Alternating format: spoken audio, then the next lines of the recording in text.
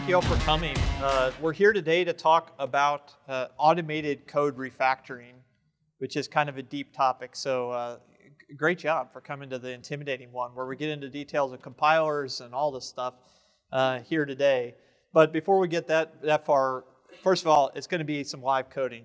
So unless you all have eagle eyes back there, you're welcome to move up. But that's going to be part of it. We won't do many slides. As a bit of background, I think it's time to admit that the software industrial revolution has arrived. And this is a loaded phrase. This is, I think we've got more source code than ever inside of our environments. And that's partially because we build more and more on open source components. We build on third-party ecosystems, which allows us to assemble new customer experiences very quickly and put them out. But it does mean that we have more and more and more code really in our environments. We work with one organization that had about 70 developers 10, 15 years ago. Today they have 70 developers. I think 10 years from now they're going to have 70 developers. And it's just because, it's working. They're in the middle of Missouri. They hire out of the University of Missouri, so there's kind of a steady state of talent that they have to draw from, and that's their talent pool. 10 years ago, they had 40 repositories of source code.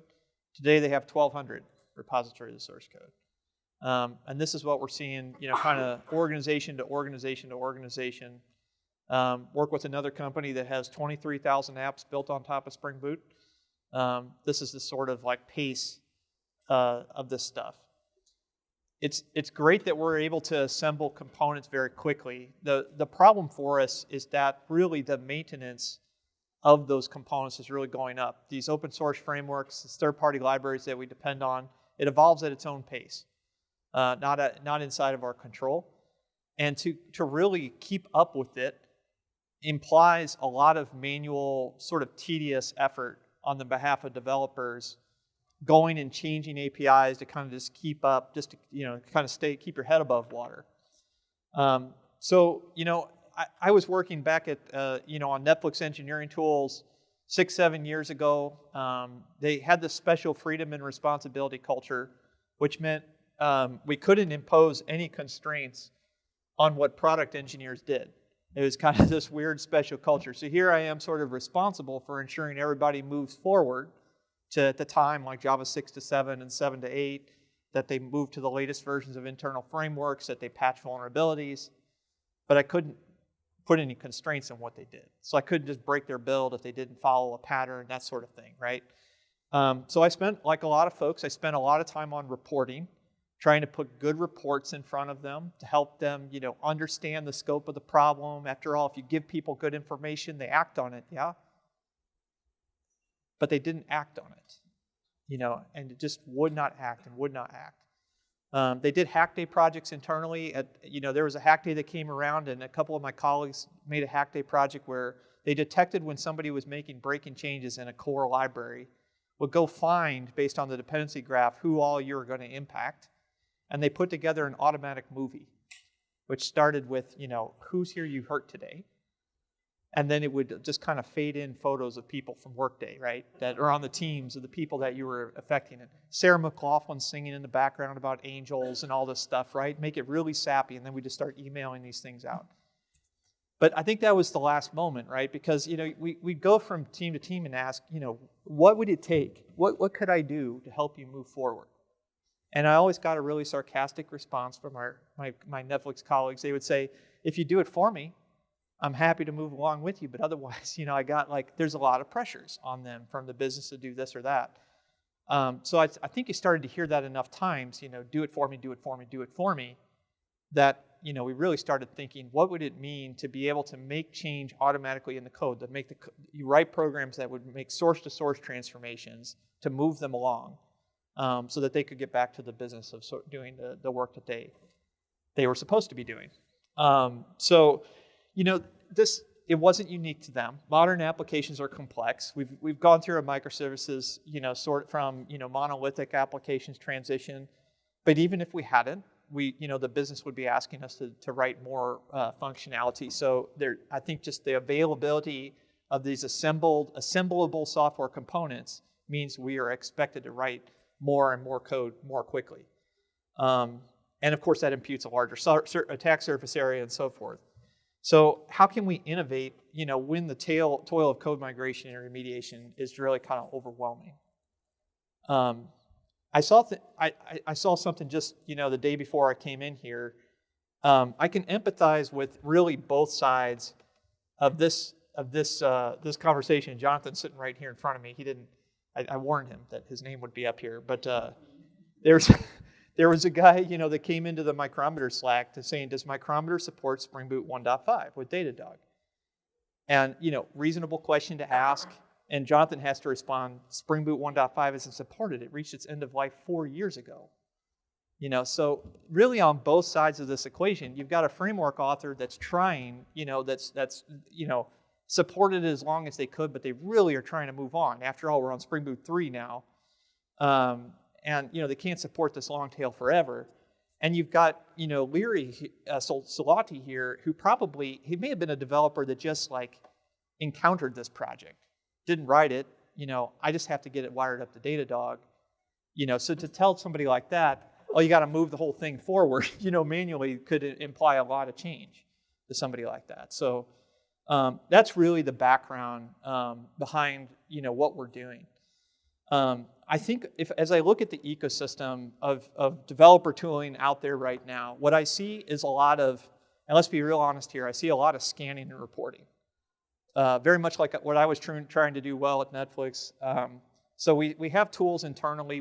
We call them, SAST tools, like static analysis and scanning tools. We have security tools.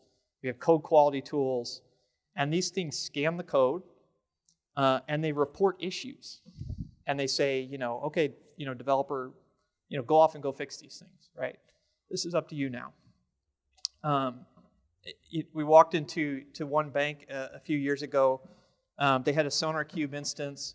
They opened up SonarQube, and it's let's just look at the top 5 issues that SonarQube is reporting right now. And SonarQube says, we estimate it'll take you 4.9 years of developer time to fix these top 5 issues. Right? So it just never happens. I mean, 4.9 years might as well be infinity. Because what developer is going to go to the business and say, see you in 2028. I got some things to do. So really what we've been after is writing automated remediation. So there's an open source framework called Open Rewrite. That's kind of the subject of this talk. And what Open Rewrite is a refactoring engine and a set of recipes that use that engine. And these recipes perform individual units of transformation. And those things could be small. It could be like change method name, remove unused imports, or they could be big. It could be like Java 8 to 17 or Spring Boot 1.5 to 3. And what we consider it more or less a rules-based system. So recipes themselves are programs. They're designed to, and we'll actually write one of those programs shortly. But they're designed to make changes to the code. They're designed to be 100% accurate. We have this principle with Open Rewrite that we do no harm. We can't fix everything when there's a human decision that needs to be in the loop. But there's a lot of things that there's a large surface area things that it's very algorithmic. You see the same pattern over and over again. Let's get after that stuff and fix it. Along with Open Rewrite, and I'm going to show this just because so we get a sense of a lot of examples quickly. My company is called Modern. We run a platform called Modern, and what I'm going to show you here in a little bit. We've been running one called public.modern.io, which has about 300 million lines of open source code in it. And we're going to run recipes on that code base, so you kind of see the changes that occur. And then, of course, we do this privately as well. But and then we'll get into actually writing a recipe. So since we mentioned static analysis, I think that's a good starting point because it's easy to understand from the beginning. So a recipe could be, like I said, could be just like change method name, or a recipe could be a composite of a lot of individual steps. And this one here, this common static analysis issues recipe, is a composite recipe that consists of, a lot of individual recipes that do various things. So we kind of have the RSpec rule, the SonarQube equivalent, but we've been just going and either us or the community has been writing open rewrite recipes that identify the same thing, but then also provide, an auto remediation for whatever that rule spec is. So if I were to take this, like I said, there's about 300 million lines of open source code, I think, in this public tenant right now. We're just going to run on 146 repositories in this little example set that we're running on. And the idea would be that the recipe is able to make the change, whatever it is that would be suggested, and prepare it for the developer to then commit. So we could say, why did this change? That kind of thing.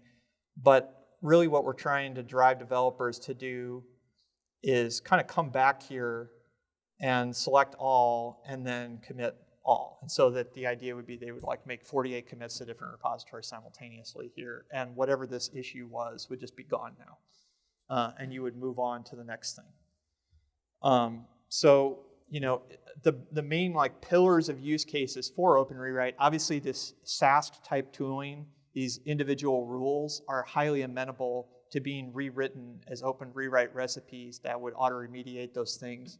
But then kind of also in the scope of possibility is things like Spring Boot 3. And Spring Boot 3 has a lot of steps. We famously know that to go to Spring Boot 3, you first have to go to Java 17, right? And maybe your application is on Java 11 or maybe it's on Java 8. So we have a recipe called migrate to Java 17, which involves some steps. And that one in turn chains migrate to Java 11, which has a bunch of individual things that need to happen in order to make it work. To go to Spring Boot 3, you first have to go to Spring Boot 2.7. To go to 2.7, you first have to go to 2.6, which means you go to 2.5, which means you go to 2.4, which may imply a JUnit 4 to 5 migration, which has a Mockito 1 to 3 migration associated with it. And so that's kind of where we get stuck, right? If you're on Spring Boot 2.3 right now, you've got a whole litany of things that you've got to change in order to get to that eventual version. These are all open source, and Open Rewrite is open source. So the change, the kind of call to action here, the change I want to see in the world is that framework authors become responsible when they make a breaking change for providing a recipe that fixes everyone downstream of them. I used to work on Micrometer. If I was going to make a breaking change, that's a decision I make. I affect everyone downstream of me. If the Spring Boot team makes a breaking change, the Quarkus team makes a breaking change, if Java makes a breaking change, as they did with Jigsaw between Java 8 and Java 9, that impacts every Java developer downstream. So the unit economics are really upside down right now, right? One person on a core framework team makes a breaking change, and everybody that uses it has to go and make a corresponding change in their code base. That's the responsibility shift I would want to see. And it's both work for them, but also good for them. I think that's where, the next time that conversation comes up where, can I use Micrometer or Datadog on Spring Boot 1.5, ideally Jonathan would be able to say, no, but I've got a recipe. The community has come together to provide the set of recipes necessary to make it a 2-minute thing for you to just move that app over to 3.0. And then you are on the supported path again. Then they can actually move quicker and make more aggressive breaking changes and make more, and actually the pace of innovation picks up altogether. That's really what I want to see. So some core aspects of this refactoring engine. If you kind of go back to the fact that I was at Netflix and the freedom and responsibility culture, I couldn't impose any constraints on what people did. That also guaranteed that there was no stylistic consistency in the organization, right? You want to use tabs, you want to use spaces, you want to use whatever dependencies you want to use. Are you on the core golden path? Are you not? It was all over the place, just as you can imagine. And I think that was a good thing. It was something to celebrate, but just to say that organization was the opposite of a Google, where you have Google Java format, monorepo, everything's the same, everything's going to look the same, everything's got to be heavily reviewed.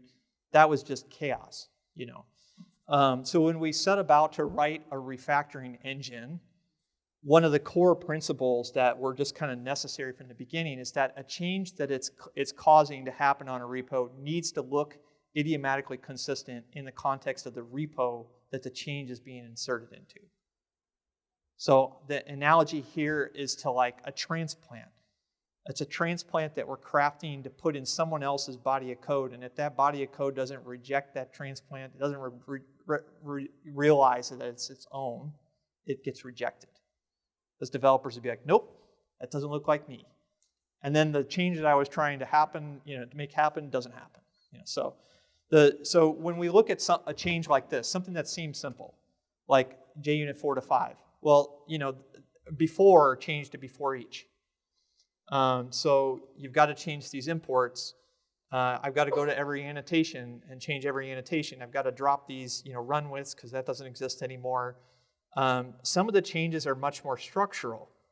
Like you used to be able to define an exception on the test, the test annotation, and now you have to use an assert throws block where you put the exception down here and you put the rest of the method body into a lambda. And this is a good example of a place where that stylistic preservation has to happen. This project uses tabs, so I need to use tabs down here in order to make this look right for the developer on this project. Similarly with the imports, do we use star folding? How many imports have to be in a package in order to star fold it? How are the imports block ordered and things like that? So rewrite itself will backwards derive the style of the code from the code itself. And as it's suggesting changes into that code base, it will kind of massage the change to make it look right for each of those projects. And that's what makes it acceptable to do this at kind of massive scale and kind of just commit all, right? That's the action we want, commit all, fix all. For JUnit 4 to 5, if this was for Spring Cloud Dataflow, I would have to do this a lot of times, right? Every test I ever wrote, I have to go do this manually, and nobody likes doing this kind of work. The thing that I think really sucks about this is JUnit 4 to 5. This is unit testing code, right? But if you don't go from JUnit 4 to 5, you can't go from Spring Boot 2 to 3. It's a requirement. So, and I remember in Spring Boot 2.3, there was a 9.8 CVSS Spring for Shell RCE that was discovered. That's end of life. So you just wind up in the situation where even changes like this to unit tests have to happen in order for you to move forward, in order for you to present a secure kind of footprint on an ongoing basis. So those are the kind of things that we're really kind of wanting to do. Let's get into what a recipe itself looks like. If I came back over here, there's, on each one of these things, there's a link to the actual code in GitHub that defines this recipe. I like how the internet's giving me the ability to pause for a moment. Yeah, that's like breeze, It's like a speaking coach, just built in. So this recipe is actually declarative. There's a declarative form, so you can define any YAML, this recipe includes a bunch of other recipes. It includes other recipes that have options, like remove exclusion has options, group artifact exclusion, that kind of thing. And so some simple things can be assembled just out of YAML, but then, some recipes are, they're just kind of unique. So if I looked at this, run unnecessary Spring run with, that one's surprisingly, I don't actually know what's not, declarative. Maybe this one. That one's also, here we go. So this is actually a program, and it's a class that extends recipe and uses the visitor pattern. So maybe now let's actually get into writing one of these. We'll start with the harder example. Let's start with writing a programmatic recipe so you get a sense of what we're really operating on. And so come over here to the IDE, and this is where we hope I type everything correctly to kind of live here. But I'm a good, sometimes when people are watching me, I'm a good TDD person. So let's start with writing a test. use literal, let's just call this like 42. And the, so, a test just implements rewrite test.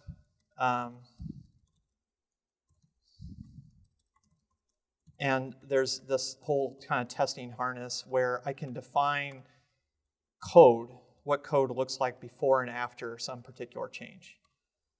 By the way, I'm using, do you see that? That just auto-completion there? Does anybody recognize that? What just happened there? That was Copilot there that just kind of just wrote that for me. Is anybody using that right now? Like using Copilot in their environments? I know it's not really approved everywhere. There's not a lot of hands, yeah. It's really interesting mechanism. So they're saying that they want this to be called test. So in the test harness itself, you can write basically code, in strings. And what we're saying is this is the before code, this is the after code. There's this cute little feature in the IDE that if you put language annotations on things or specify a comment like language equals Java, the IDE will actually syntax highlight the text inside the string and help you, automatically write inside the string. Kind of a cool unknown thing. So all we're doing is just example code here, before and after, and that's really going to be our test for this particular thing. And so we're just saying I'm going to go replace every literal with 42. And so if I came over here to write the recipe, use literal 42, this is just going to extend recipe like we saw, use 42. And this is like because 42 is the answer. Yeah, life, the universe, and everything. Thank you, Copilot. Yeah, exactly, right. That's what Copilot's good at doing. It's good at like going and reading the internet and like, just doing things that you... We'll talk about generative AI here in a moment and its relationship to this. But first here.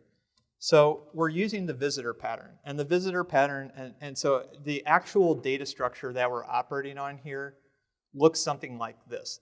On the left is the text of the code. And if you kind of rewind your mind back to a compiler's course in college, you know that compilers take the text and they tokenize it and they turn it into an abstract syntax tree and then they do other things with it and eventually, executable stuff comes out the other end.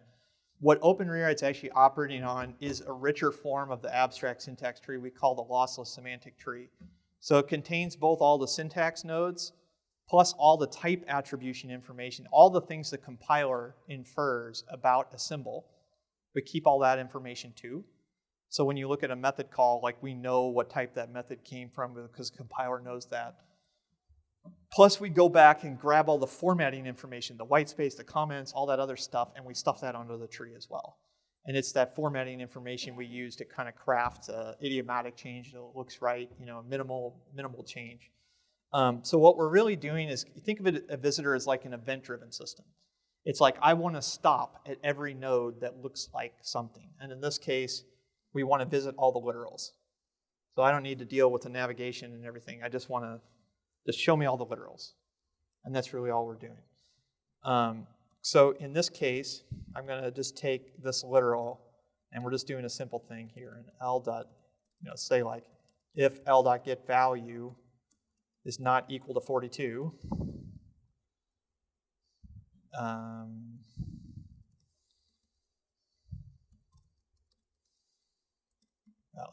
let's just make this one simple right now.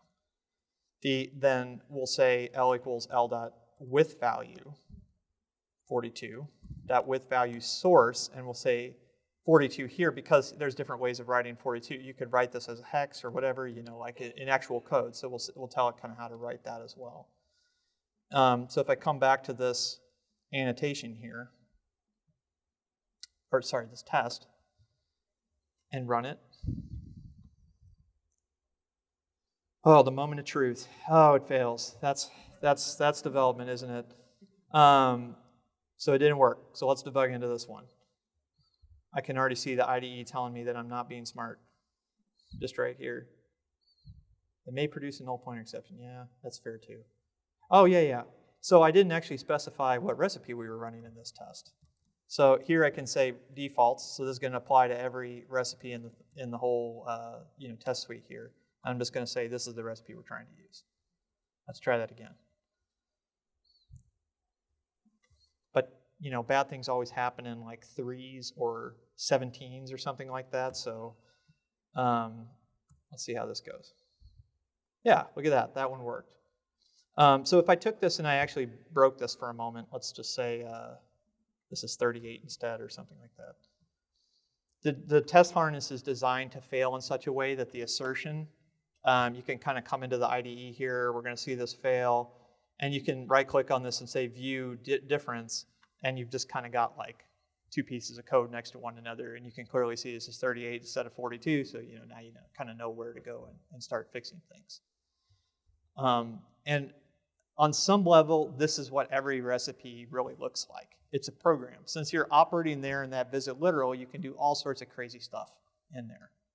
And so to kind of like zoom out a bit, we've seen all sorts of interesting work. I think Square wrote a recipe around, like in the middle of the recipe, they made an API call to launch darkly to look for unused feature flags.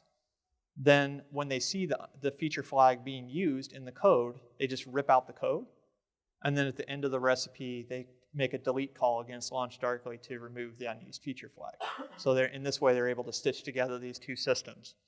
I saw a bank in Wisconsin write a Terraform recipe that was manipulating their internal Terraform module configuration. But they had 3,000 apps using this Terraform module.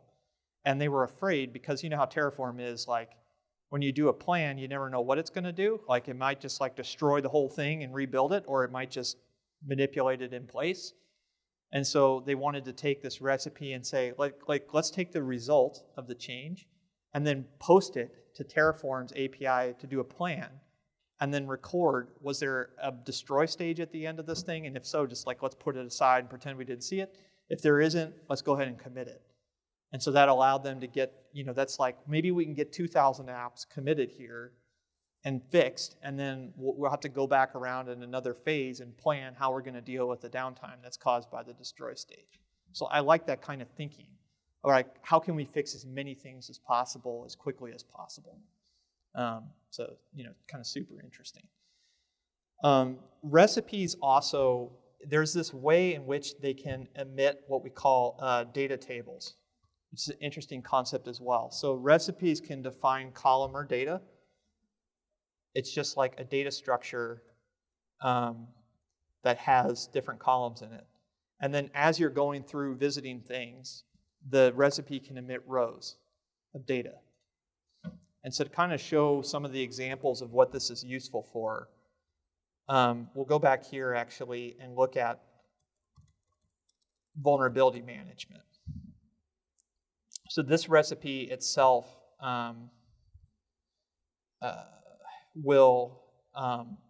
we've embedded the entire GitHub advisory database, which is an enrichment of the NIST NVD data set. We've just embedded the entire database into the recipe.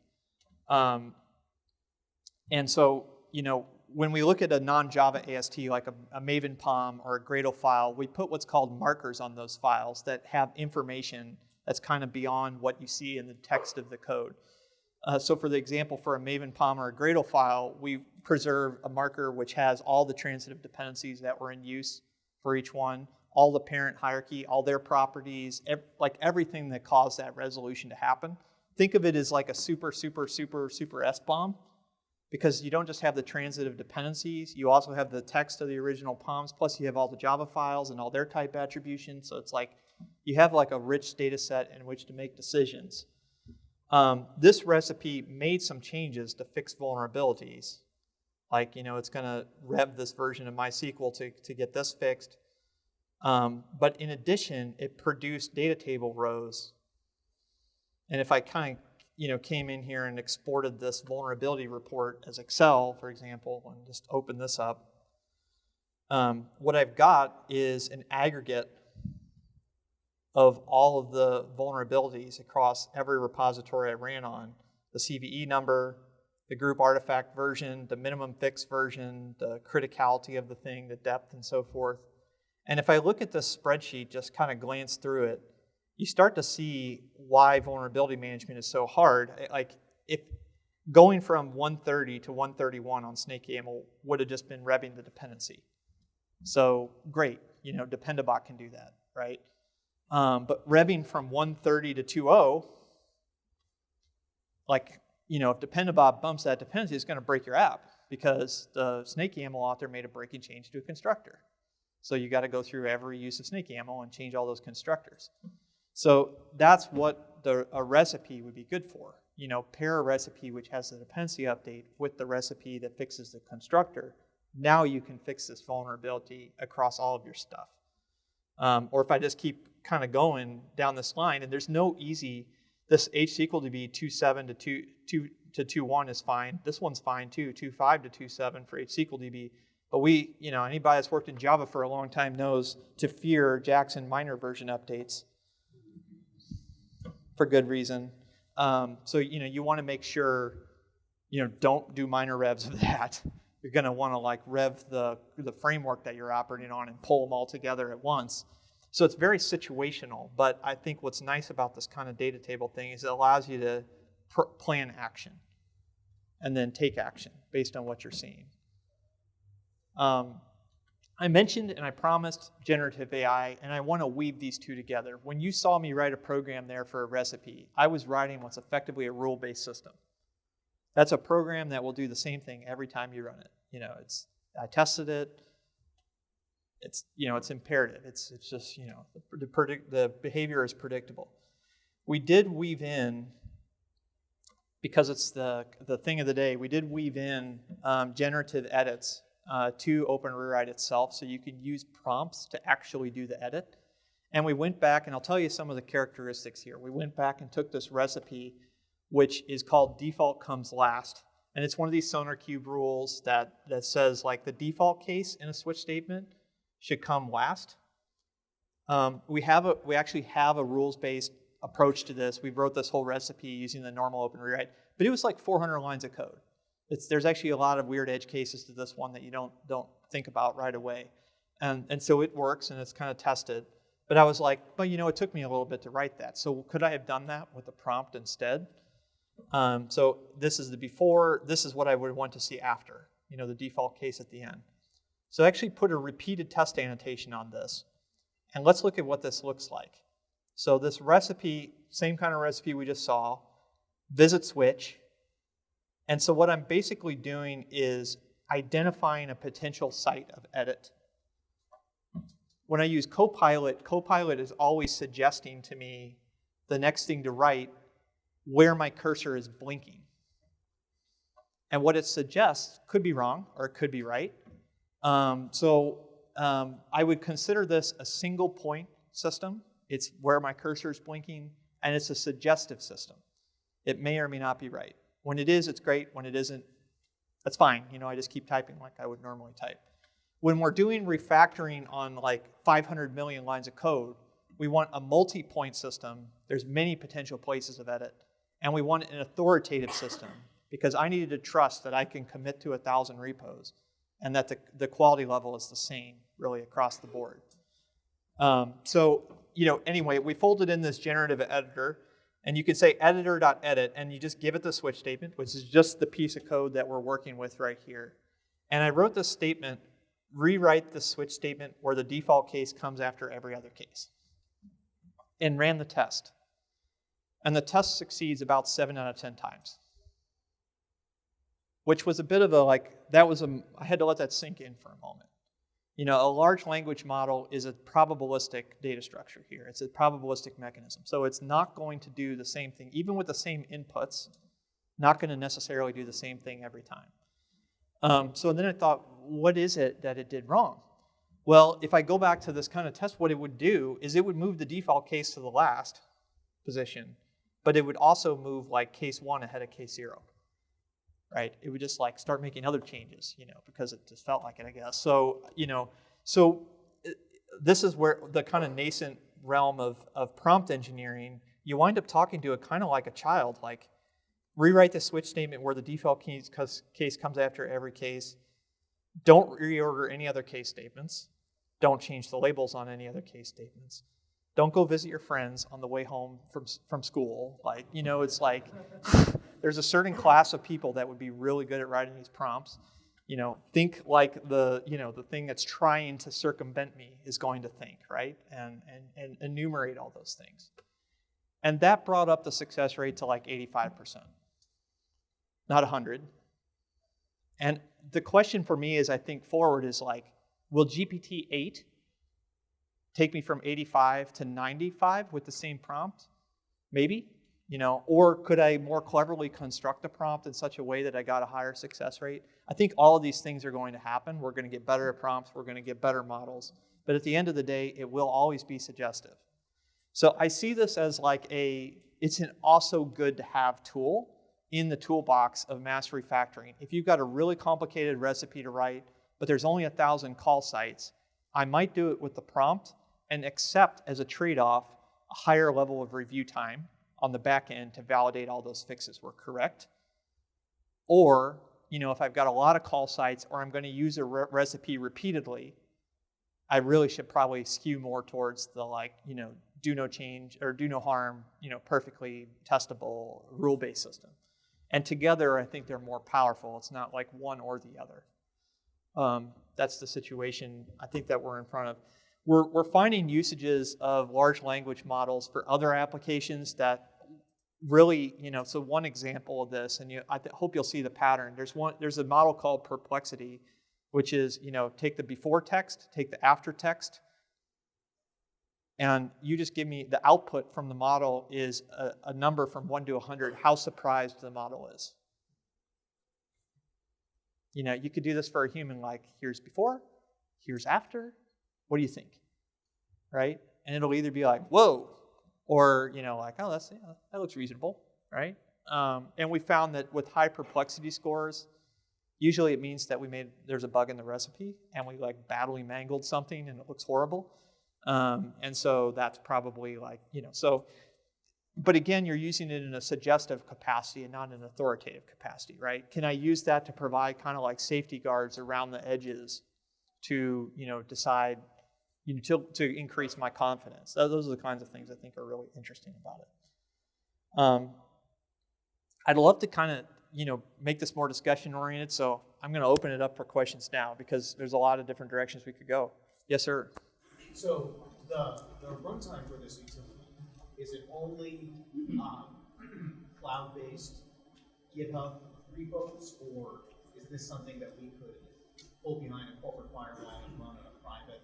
Yeah, so he's asking about the deployment model here, and does this only work against GitHub? And the answer is unfortunately, I don't answer anything simply.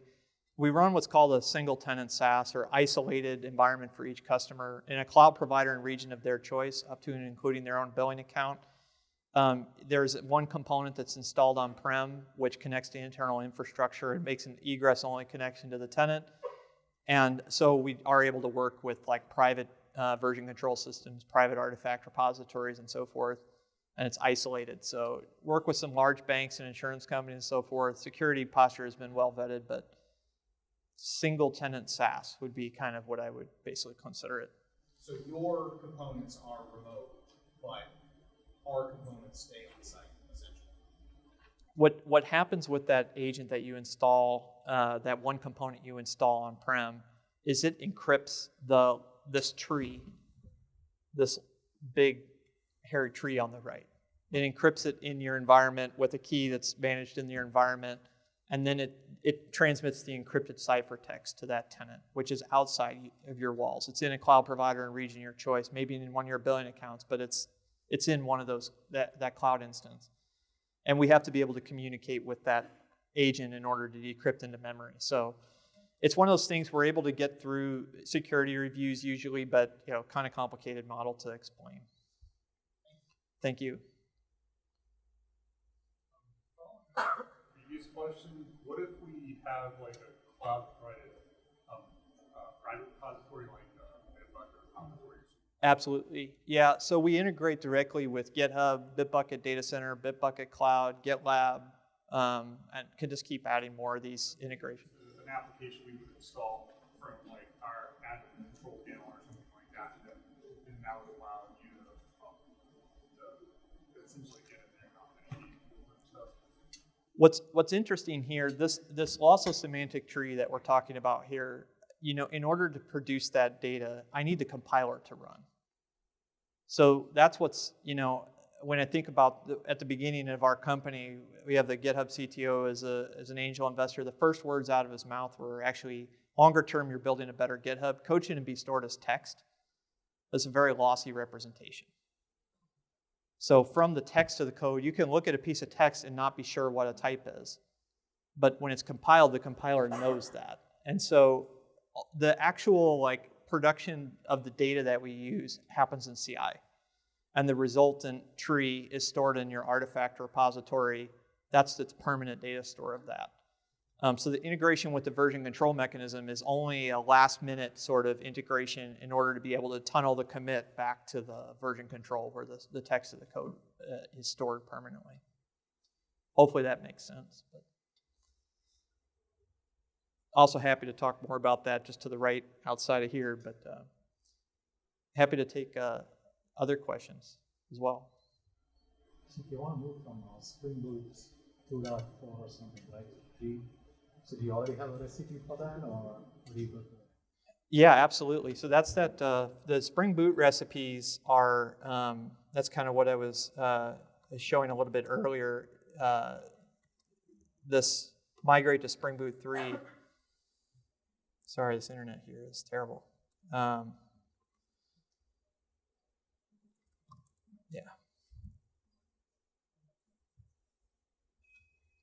The Spring Boot 3 recipe, part of the recipe is first get me to 2.7, which means get me to 2.6, which means get me to 2.5, which means get me to 2.4.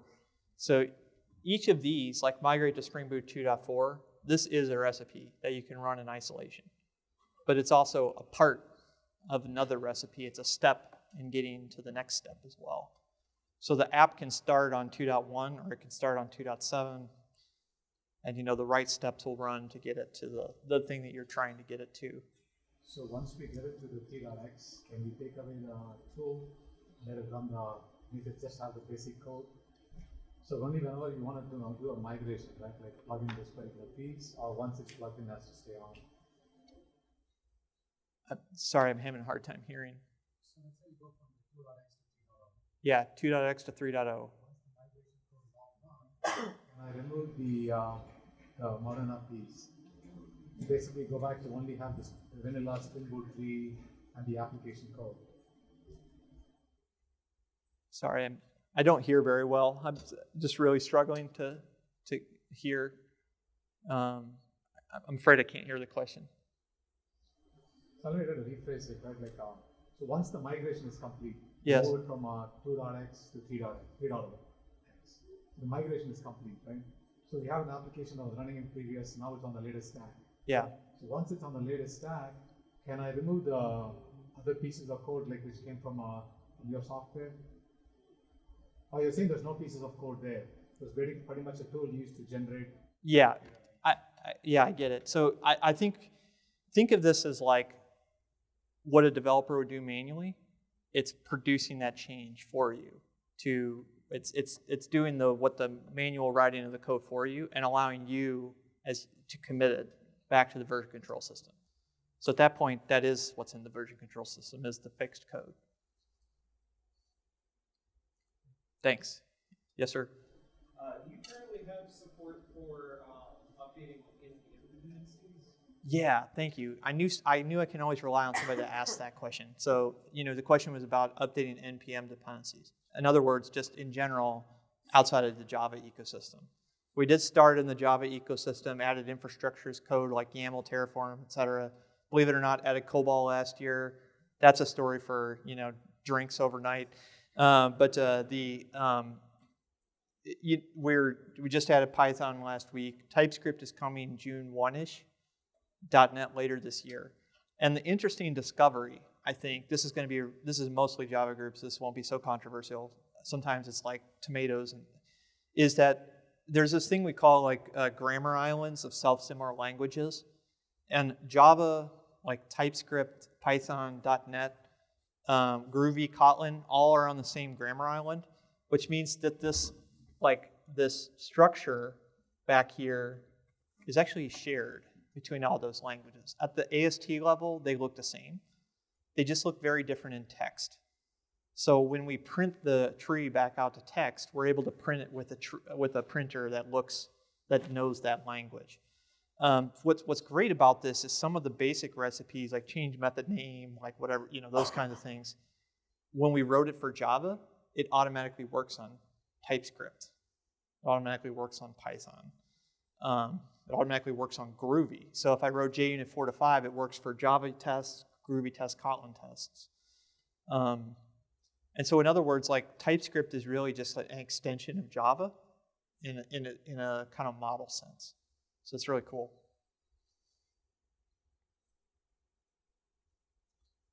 Other questions? These were good ones.